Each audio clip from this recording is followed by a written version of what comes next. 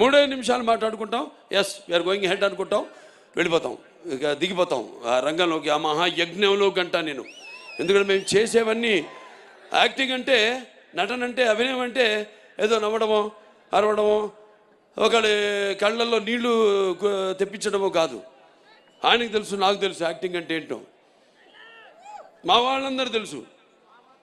ఎందుకంటే మేము అంతా కలిసి పనిచేస్తాం కాబట్టి. యాక్టింగ్ అంటే ఇంకో ఆత్మలోకి ప్రవేశిస్తున్నాం మనం.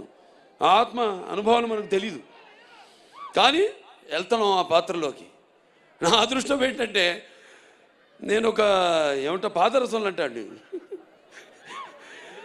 ఎందులోకి వెళ్తే అందులోకి ఏదైనా సరే దేనికైనా ఛాలెంజ్.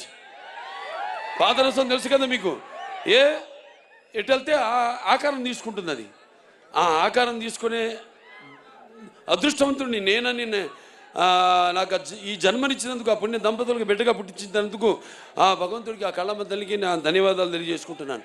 ఒక పక్క సినిమా ఆర్టిస్ట్గా, ఒక పక్క అటు హిందూపూర్ ఎమ్మెల్యేగా, అలాగే ఇంకో పక్క Basavataraka Indo American cancer hospital and research institute చైర్మన్గా అన్ని చేయగలుగుతున్నానంటే ఒక్కటైతే ఒకదానికి నేను అతుక్కుంటున్నా. నేను మా ఆవిడ అంటుంటుంది ఎప్పుడు, అబ్బా నా ఒకదాంతో నన్ను మోసం చేయలేదు మీరని.